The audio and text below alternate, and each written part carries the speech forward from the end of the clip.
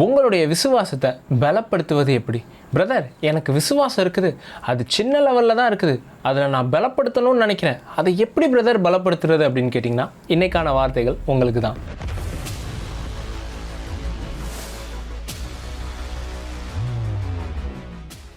இப்போ தான் first time பார்த்துக்கிட்டு இருக்கிறீங்கன்னா சப்ஸ்கிரைப் பண்ணிக்கோங்க. விசுவாசத்தை பலப்படுத்துறது எப்படின்றத தெரிஞ்சுக்கிறதுக்கு முன்னாடி விசுவாசம் எப்படி செயல்படுது அப்படின்றத புரிஞ்சுக்கிட்டிங்கன்னா தான் உங்களால் விசுவாசத்தை பலப்படுத்த முடியும்.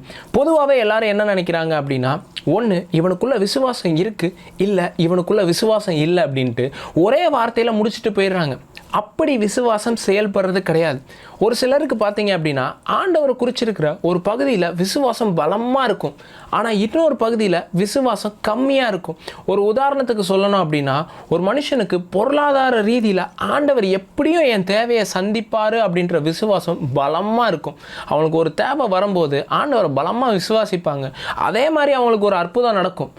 இதில் விசுவாசம் அதிகமாக இருக்குது, என் தேவையை சந்திப்பாருன்னு. ஆனால் இன்னொரு பகுதியை எடுத்து பார்த்தீங்க அப்படின்னு வைங்க, அவங்களுக்கு ஏதோ ஒரு பலவீனமும் இருக்கும், இல்லை ஏதோ ஒரு வியாதியும் இருக்கும். அந்த பகுதியில் ஆண்டவர் மேலே இருக்கக்கூடிய விசுவாசம் கம்மியாக இருக்கும். அதில் ஒரு அற்புதத்தை பார்த்துருக்க மாட்டாங்க, அதில் அவங்களுக்கு பெருசாக ஒன்றுமே நடந்திருக்காது. ஏன்னா அதை அவங்க விசுவாசிக்கிறதுக்கு தயாராக இருக்க மாட்டாங்க. இப்போ இவங்களுக்குள்ள விசுவாசம் இல்லைன்னு உங்களால் சொல்ல முடியுமா? கண்டிப்பாக முடியாது. ஏன்னா இவங்க ஒரு பகுதியில் ஆண்டவரை அதிகமாக விசுவாசிக்கிறாங்க, இன்னொரு பகுதியில் ஆண்டவரை கம்மியாக விசுவாசிக்கிறாங்க. இப்படி தான் விசுவாசத்துக்குள்ள பரிமாணம் இருக்குது. எந்த பகுதியில் நீங்கள் ஆண்டவரை அதிகமாக தெரிஞ்சு வச்சுருக்கிறீங்களோ அந்த பகுதியில் உங்களுக்கு விசுவாசம் அதிகமாக இருக்கும். எந்த பகுதியில் ஆண்டவரை குறித்து கம்மியான அறிவு இருக்குதோ அந்த பகுதியில் விசுவாசம் உங்களுக்கு கம்மியாக இருக்கும். இதை நம்ம வேத வசனத்தின் அடிப்படையில் இன்றைக்கி எடுத்து பார்க்க போகிறோம். எப்படி உங்களுக்கு கம்மியாக இருக்கக்கூடிய இந்த விசுவாசத்தின் பகுதிகளை பலப்படுத்துறது அப்படின்றது. நம்ம ஒரு வசனத்தை வாசிக்கலாம். ரோமர் 4வது அதிகாரம் 20வது வசனம். தேவனுடைய வாக்குத்தத்தத்தை குறித்து அவன் அவிசுவாசமாய் சந்தேகப்படாமல் தேவன் வாக்குத்தத்தம் பண்ணினதை நிறைவேற்ற வல்லவராய் இருக்கிறார் என்று முழு நிச்சயமாய் நம்பி தேவனை மகிமைப்படுத்தி விசுவாசத்தில் வல்லவனானான். விசுவாசம் அப்படின்னு நம்ம சொன்னாலே ஒரு ஜாம்பவானை குறித்து பேசுவோம். அதுதான் ஆபிரகாம். ஆபிரகாம் தன்னுடைய விசுவாசத்தில் எப்படி பலப்படுத்தப்பட்டான் அப்படின்றதான் இன்றைக்கி நம்ம பார்க்க போகிறோம். வேத வசனத்தில் போட்டிருக்குது, விசுவாசத்தில் வல்லவனானான். ஆபிரகாமுக்கு 99 வயசாக இருக்கும்போது தன் சரீரம் செத்து போனதையும் எண்ணாமல், சாராளுடைய கற்பம் செத்து போனதையும் எண்ணாமல், ஆண்டவர் எனக்கு ஒரு பிள்ளையை தருவார்னு வாக்குத்தத்தம் பண்ணியிருக்கிறாரு, நிச்சயமாக அதை நிறைவேற்றுவார்னு நம்பி விசுவாசத்தில் வல்லவனானான் அப்படின்ட்டு எழுதப்பட்டிருக்கு. இந்த வல்லவன் ஆனான்ட்டு எழுதப்பட்டிருக்கிற இடத்துல கிரேக்க வார்த்தை என்டுனாமோ அப்படின்ற வார்த்தை பயன்படுத்தப்பட்டிருக்கு. அதற்கான அர்த்தம் டு அக்வயர் ஸ்ட்ரென்த் அப்படின்னு அர்த்தம்.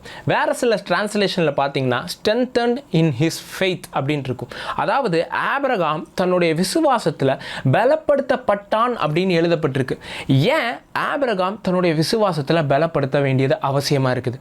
ஏன்னு பார்த்தீங்கன்னா ஆபிரகாமுக்கு ஒரு பகுதியில் விசுவாசம் ரொம்ப ஹையாக இருந்துச்சு, இன்னொரு பகுதியில் இருக்கக்கூடிய விசுவாசத்தையும் ஆண்டவர் அதே லெவலுக்குள்ளே கொண்டு வரார். அதுதான் பலப்படுத்தப்படுறது. அதை குறித்து தான் இன்றைக்கி நம்ம பார்க்க போகிறோம். எப்படின்னு பார்த்தீங்கன்னா, ஆபிரகாமை ஆண்டவர் ஆசீர்வதிப்பார், பொருளாதார ஆசீர்வாதத்தை எனக்கு தருவார்ன்ற ஒரு பலமான விசுவாசம் ஆபிரகாமுக்குள்ளே இருந்துச்சு. ஆனால் அதே சமயத்தில் எனக்கு ஒரு பிள்ளையை தருவார்ன்ட்டு வரும்போது ஆபிரகாமுக்குள்ள பல கேள்விகள் இருந்துச்சு. ஏன் இத்தனை நாள் ஆகுது, ஏன் என்னுடைய வாக்குத்தத்தம் நிறைவேறலை, அப்படி இப்படின்ற பலவிதமான கேள்விகளோடு நிறைஞ்சிருக்கிற இந்த ஆபிரகாமுடைய விசுவாசத்தை அதிகரிக்கிறாரு, பலப்படுத்துறாரு. அது எப்படின்றதான் நம்ம பார்க்க போறோம். சரி, ஆபிரகாம் ஆண்டவரை பொருளாதார ஆசீர்வாதத்தில் எந்த அளவுக்கு விசுவாசிச்சன்றதை ஃபர்ஸ்ட் நம்ம பார்த்துடலாம். எப்படின்னு பார்த்தீங்கன்னா, ஆபிரகாமும் லோத்தும் ஒன்றா இருக்கிறாங்க. 2 பேரும் பொருளாதார ஆசீர்வாதத்தில் பலமாக இருக்கிறாங்க. இப்போது ஆபிரகாமுடைய மேய்ப்பருக்கும் லோத்தினுடைய மேய்ப்பருக்கும் ஒரு வாக்குவாதம் உண்டாகுது. அப்போ ஆபிரகாமும் லோத்தும் சேர்ந்து முடிவெடுக்கிறாங்க, நம்ம பிரிஞ்சு போயிடலாம். அப்போ ஆபிரகாம்கிட்டேருந்து வந்த விசுவாசமான வார்த்தையை நீங்கள் கவனித்து பார்க்கணும். சொல்கிறான், நீ இடதுபுறம் போனால் நான் வலதுபுறம் போகிறேன், நீ வலதுபுறம் போனால் நான் இடதுபுறம் போகிறேன். யாருமே எடுத்தோன்னே இந்த சாய்ஸை வைக்கவே மாட்டாங்க. இதை நான் எடுத்துக்கிறேன், இதை நீ எடுத்துக்கோன்னு தான் சொல்லுவாங்க. ஆனால் ஆபிரகாம் விசுவாசத்தில் நீ எதை வேணால் சூஸ் பண்ணுன்னு சொன்னப்போ லோத்து இருக்கிறதுலையே நீர்வளம் பொருந்தின பெஸ்ட் பிளேஸை சூஸ் பண்ணிட்டு போயிட்டான் அப்படின்ட்டு இருக்கு. ஆபிரகாம் இப்பேற்பட்ட ஒரு சாய்ஸை கொடுக்கறதுக்கான காரணம் என்ன? ஏன்னா ஆபிரகாமுக்கு பொருளாதார ரீதியில் ஆண்டவரை பலமாக நம்பினான். நீ எதை சூஸ் பண்ணாலும் கர்த்தர் என்னை ஆசீர்வதிப்பார், நீ எதை சூஸ் பண்ணாலும் கர்த்தர் என்னை உயர்த்துவார். இன்றைக்கி காலகட்டத்தில் ஒரு லேண்டை விற்கும் போது எவ்வளோ பெரிய பிரச்சனை வருது பாருங்கள். ஒரு குடும்பமே சண்டை போடுது, ஒரு ஜெனரேஷனே சண்டை போடுது. இது எனக்கு வேணும், இது உனக்கு வேணுன்ற அவ்வளோ பெரிய வாக்குவாதம், பிரச்சனையை கொலையே பண்ணுறாங்க. ஆனால் ஆபிரகாமுக்கு எந்த அளவுக்கு விசுவாசம் இருந்தால் அது போனால் போகட்டும், கர்த்தர் என்னை உயர்த்துவார். ஏன் அடுத்த சம்பவத்தில் என்ன நடக்குது அப்படின்னு பார்த்தீங்கன்னா, சோதோமின் ராஜா வந்துட்டு சொல்கிறான், இவங்கள்ட்ட ஆபிரகாம்கிட்ட பயங்கரமான கொள்ளை பொருள் இருக்குது, ஆட்களை எனக்கு தாரும், பொருட்களை நீர் எடுத்துக்கொள்ளுன்னு சொல்கிறப்ப ஆபிரகாம் சொல்கிறான், இல்லை, உன்கிட்ட இருக்கக்கூடிய பொருட்களை நான் வாங்கிட்டு ஆபிரகாமை ஐஸ்வர்யவான ஆக்கினேன் என்று நீ சொல்லாதபடிக்கு நான் ஒரு பாதரட்சையின் வாரையாகிலும் வாங்க மாட்டேன். அதாவது நான் உன்கிட்ட இருந்து ஒரு ஷூலேஸை கூட வாங்க மாட்டேன். ஏன்னா நான் உன்கிட்ட இருந்து வாங்கினா நீ என்னை ஆசீர்வதிச்ச, நீ என்னை உயர்த்துவேன்னு சொல்லிடுவேன். அதனால் உன்கிட்ட இருந்து ஒன்றுத்தையும் வாங்க மாட்டேன்னு சொன்ன ஆபிரகாமுடைய வார்த்தையில் இருக்கக்கூடிய விசுவாசத்தை கவனித்து பாருங்கள். இதை சொல்கிறதுக்கு எந்த அளவுக்கு விசுவாசம் வேணும். என்கிட்ட இருக்கிறது ஒன்று போனாலும் பரவாயில்ல, கர்த்தர் அதை மறுபடியும் என்கிட்ட தருவார். விசுவாசத்தோடைய அல்டிமேட் லெவல் என்ன தெரியுமா? இது என்கிட்ட இருந்து போனாலும் பிரச்சனை இல்லை, அதை மறுபடியும் அவர் எனக்கு தர வல்லவராக இருக்கிறாருன்றது தான் அல்டிமேட் ஃபெய்த். இந்த விசுவாசத்தை தான் ஆபிரகாமுக்கு ஆண்டவர் தன்னுடைய மகனுக்கு, பிள்ளைக்கு குறிச்சிருக்கிற விசுவாசத்தில் தந்தார். எப்படின்னு பார்த்தீங்கன்னா, அவன் ஈசாக்கை பெற்றெடுத்தோடனே ஆண்டவர் பார்த்து சொல்கிறாரு, உனக்கு இருக்கிற ஒரே மகனை கொண்டு வந்து நான் காமிக்கிற மலையில் அவனை பலியிடு அப்படின்றார். இப்போ ஆபிரகாம் அந்த மகனை கொண்டு போய் பலியிடுறதுக்கு போகிறான் அப்படின்ட்டுருக்கு. ஏங்க, எந்த அளவுக்கு ஆபிரகாமுக்குள்ளே இந்த விசுவாசம் செயல்பட்டுருக்குன்னு நீங்கள் பார்க்கணும். ஆண்டவரே, இந்த வாக்கு தத்தத்துக்காக தான் நான் ரொம்ப நாள் வெயிட் பண்ணிகிட்டு இருக்கிறேன், இந்த ஒரு வார்த்தை நிறைவேறதுக்காக தான் நான் வெயிட் பண்ணேன், இப்போ கொண்டு வந்து இதை என் கொடுங்கன்னு சொல்கிறீங்களே, எப்படி கொடுக்குறதுன்னு ஆபிரகாமுக்குள்ள ஒரு கேள்வி வரல. ஆபிரகாம் சொல்கிறான், இப்போ நான் அவனை கொடுத்தாலும் அவனை மரித்தோரிலிருந்து ஆண்டவர் மறுபடியும் எழுப்பிட்டு கொண்டு வந்து அவருடைய வார்த்தையை நிச்சயமாக நிறைவேற்றுவார்ன்ற விசுவாசம் இருக்குது. ஆபிரகாமுக்கு இது போயிடுச்சு அப்படின்னா என்ன பண்ணுறதுன்ற பயம் இல்லை. இதுதான் விசுவாசத்தில் பலப்படுத்தப்படுறது. எப்படி ஆபிரகாம் இந்த அளவுக்கு விசுவாசத்தில் தன்னுடைய பிள்ளையின் காரியத்தில் பலப்படுத்தப்பட்டான், அதை தான் இப்போ நம்ம பார்க்க போகிறோம். அவர் தம்முடைய வார்த்தையை வச்சு ஆபிரகாமுடைய விசுவாசத்தை பலப்படுத்தினார். ஆபிரகாம் எப்பெல்லாம் சோர்ந்து போகிறானோ அந்த சமயத்தில் அவருடைய வார்த்தையை அனுப்பிச்சு ஆபிரகாமுடைய விசுவாசத்தை பலப்படுத்துகிறார். எப்படின்னு பார்த்தீங்க அப்படின்னா, ஆபிரகாம் சொல்கிறான், எனக்கு ஒரு பிள்ளை இல்லையே, நான் ஒரு சுதந்திரவாளி இல்லாமல் இருக்கிறேனே, என்னுடைய வீட்டு விசாரணை கத்தனாக இருக்கிற இவன் எலியேசர், இவன் இதற்கு சுதந்திரவாளியா அப்படின்னு கேட்கும்போது ஆண்டவர் சொல்கிறாரு, அவன் சுதந்திரவாளி கிடையாதுரா அப்படின்னு சொல்லிட்டு எப்படி ஆபிரகாமுடைய விசுவாசத்தை அவர் பலப்படுத்துகிறாருன்றதை பாருங்கள். நம்ம வாசிக்கலாம். ஆதியாகமம் 15வது அதிகாரம் 4வது வசனம் 5வது வசனம்.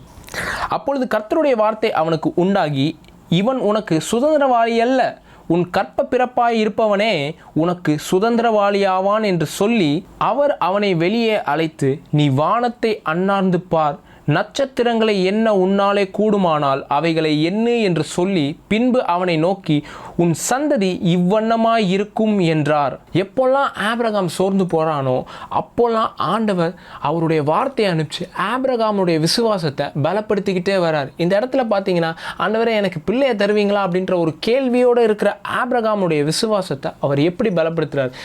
ஆபிரகாமே, வெளியே வா, வானத்தின் நட்சத்திரங்களை அண்ணார்ந்து பாரு, இவைகளை ஒன்னால் என்ன கூடுமானால் என்னன்றார்.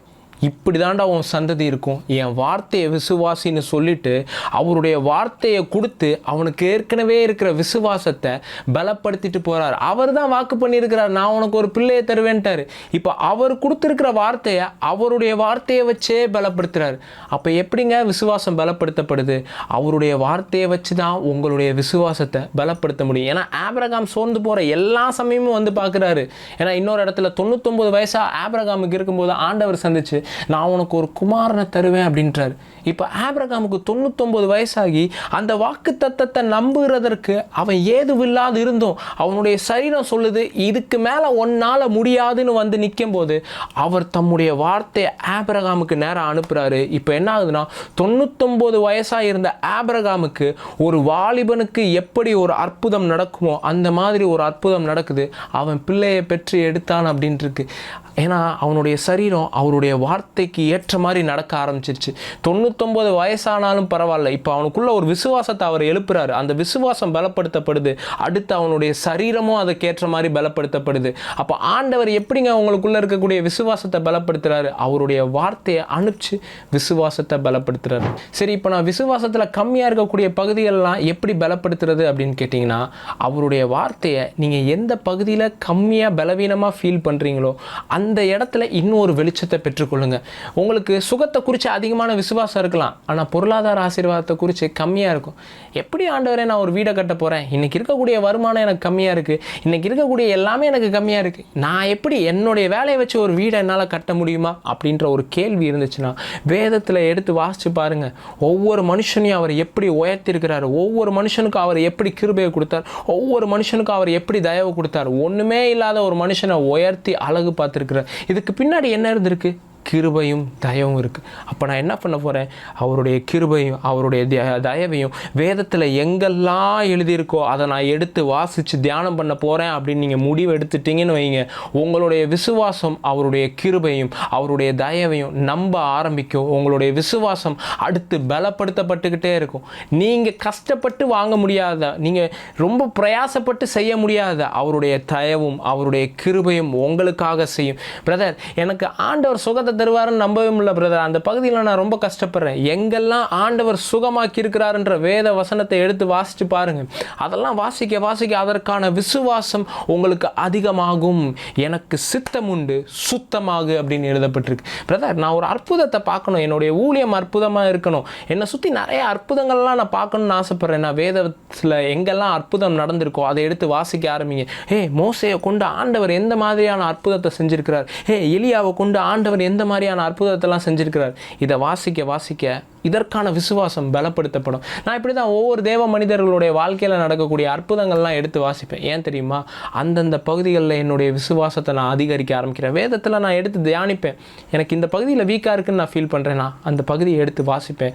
அந்த இடத்துல ஆவியானவர் எனக்கான விசுவாசத்திற்கான வார்த்தையை அனுப்பிச்சிக்கிட்டே இருப்பார். நான் சொல்கிறேன், இதை பார்க்குற ஒவ்வொருத்தவங்களுக்காக நான் ப்ரேயர் பண்ண விரும்புகிறேன். ஆவியானவர், நீங்கள் எந்த பகுதியில் வீக்காக ஃபீல் பண்ணி எனக்கான விசுவாசம் கம்மியாக இருக்குது பிரதர்னு நீங்கள் உணர்ந்துக்கிட்டு இருக்கிறீங்களோ அதற்கான வார்த்தையை ஆவியானவர் உங்களுக்கு வெளிப்படுத்துவார். உங்களுடைய கண்களை திறப்பார், உங்களுக்கான விசுவாசத்தை அதிகரிப்பார். Father, in the name of Jesus, இதை பார்க்கக்கூடிய ஒவ்வொருத்தவங்களையும் நான் ஆசீர்வதிக்கிறேன். இவங்களுடைய விசுவாசம் அதிகரிக்கிறதற்கான உங்களுடைய வாயிலிருந்து புறப்பட்டு வருகிற ஒவ்வொரு வார்த்தையினாலும் மனுஷன் பிழைப்பான் என்று எழுதியிருக்கிறது. இவங்களுடைய பிழைப்பு ஒரு பணத்தில் இல்லை, இவங்களுடைய பிழைப்பு எந்த மனுஷனுடைய தயவுலையும் இல்லை, இவங்களுடைய பிழைப்பு இவங்களுடைய வாழ்க்கை எந்த ஒரு மனுஷனுடைய கரத்திலையும் இல்லை.